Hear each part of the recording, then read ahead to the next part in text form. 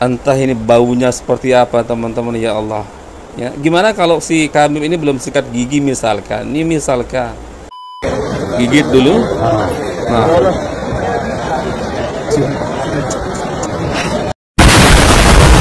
Assalamualaikum warahmatullahi wabarakatuh. Bertemu lagi di channel Nasrul Sunnah. Kita akan simak beberapa video teman-teman yang saya pribadi sungguh miris melihatnya.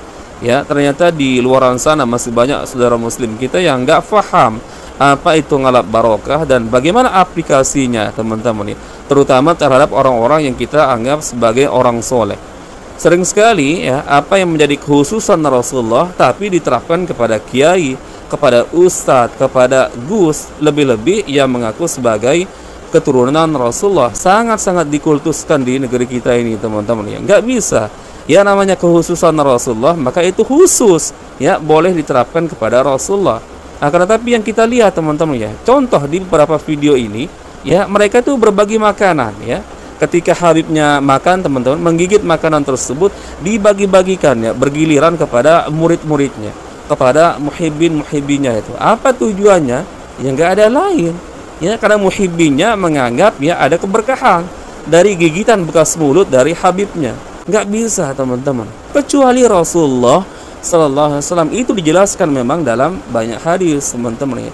Jangankan bekas makanan Rasulullah, ya air ludah Rasulullah saja diperebutkan oleh para sahabat, kemudian diusap di badan mereka teman-teman. Kemudian ada riwayat lagi ketika Rasulullah berwudu, ya air percikan bekas air wudu Rasulullah itu diperebutkan oleh para sahabat teman-teman. Dan ini benar, ini boleh teman-teman. Makanya saya katakan ini merupakan kekhususan Rasulullah Sallallahu Alaihi Wasallam. Tapi selain itu teman-teman nggak bisa. Apalagi ini berbagi makanan teman-teman. Ya Allah, ini sangat-sangat apa ya? Mau dikatakan bodoh ya? Iya teman-teman. Kalau kita katakan mereka ini nggak pernah belajar, ya buktinya mereka ya sering hadir di kajian ya para kabib-kabib tersebut. Ya tapi memang dasarnya memang pengajaran para kabib ya seperti itu. Makanya yang kita lihat teman-teman, muhibbinya itu ya dibagikan makanan bekas mulut saja, ya mau-mau saja teman-teman. Ya Allah. Baik, coba kita simak teman-teman, ya ada beberapa video di sini. Ya Allah. Entah ini baunya seperti apa teman-teman, ya Allah. Ya, gimana kalau si Khabib ini belum sikat gigi misalkan? Ini misalkan. Ya tapi itu mukibin teman-teman, ya karena sudah terdoktrin mustahil ada rasa jijik teman-teman, ya udah nggak peduli tuh mau penyakit apa kek, yang penting ya bekas gigitan mulut dari cucu Nabi pasti mendatangkan barokah. Ya Allah, gigit dulu. Nah, kok kelihatan berebutan, ya kok kelihatan saling dorong, ya demi untuk merasakan bagaimana gigitan makanan bekas mulut Khabibnya teman-teman. Ya Allah teman-teman, saya harus katakan teman-teman, bagi saya pribadi pandangan saya kok SDM-nya sangat-sangat rendah kalau yang seperti ini teman-teman, ya. Ini karena ketidakpahaman mereka tentang apa itu konsep ngalap barokah dari orang-orang yang kita anggap sebagai orang soleh.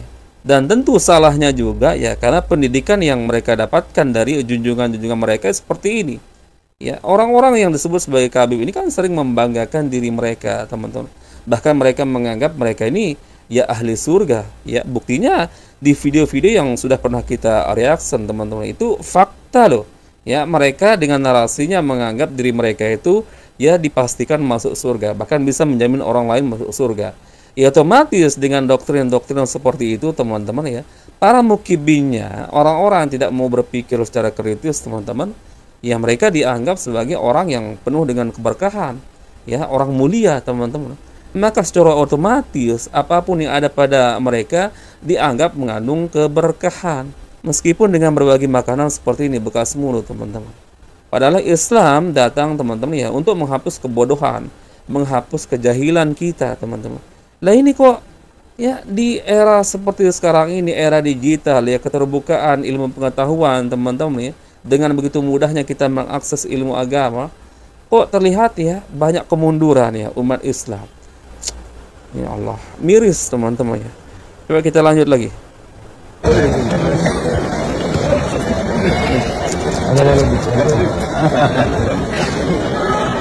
Ya sebenarnya masih banyak teman-teman ya video-video seperti ini yang model-modelnya lebih membuat kita lebih miris lagi. Ada yang ngelap barokah melalui surban katanya.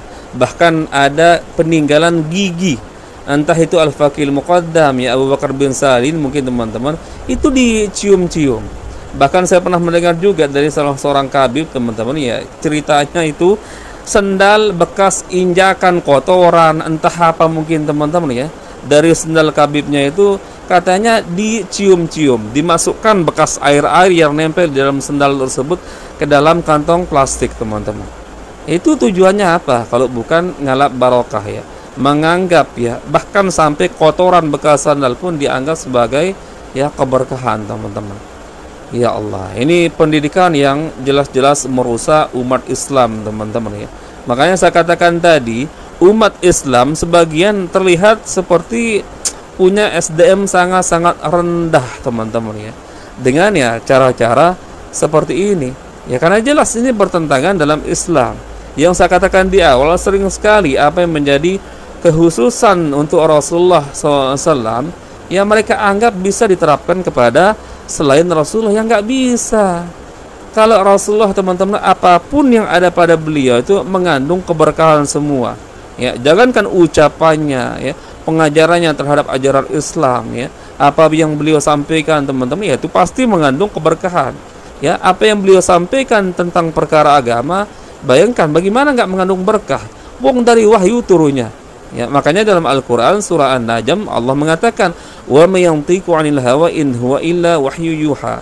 Dan tidaklah dia, siapa Nabi Muhammad, berkata dengan hawa nafsunya, akan tetapi dengan wahyu dari Allah yang diwahyukan kepada dia, kepada Nabi Muhammad. Ya bagaimana nggak berkah teman-teman? Gimana nggak berkah?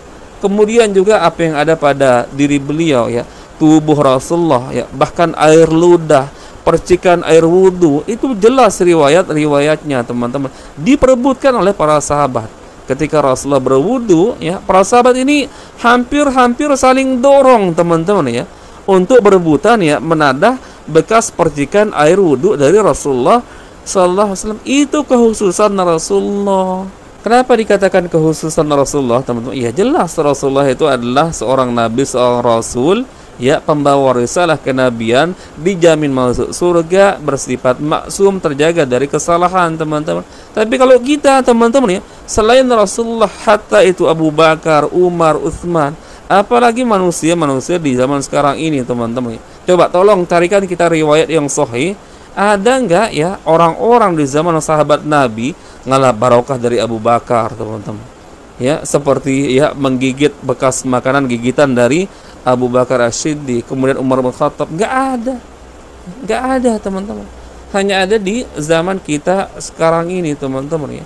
Ya, terhadap orang-orang terutama yang dianggap sebagai keturunan Rasulullah, keturunan lo ini, tapi sudah seperti ya menyamakan dirinya dengan Nabi, sehingga seolah-olah apa yang ada pada diri mereka itu ya sama seperti apa yang ada pada Rasulullah Sallallahu Alaihi Wasallam. Ya Allah teman-teman, bingung teman-teman ya mau berkomentar seperti apa. Tapi ya ini fenomenanya teman-teman, faktanya memang seperti ini ya kondisi umat saat ini. Baik teman-teman, mungkin itu bisa kita share di video kali ini. Semoga bermanfaat sebagai sharing-sharing kita. Insyaallah kita bertemu lagi di video berikutnya. Salam warahmatullahi wabarakatuh. Barakallahu fikum. Assalamualaikum warahmatullahi wabarakatuh.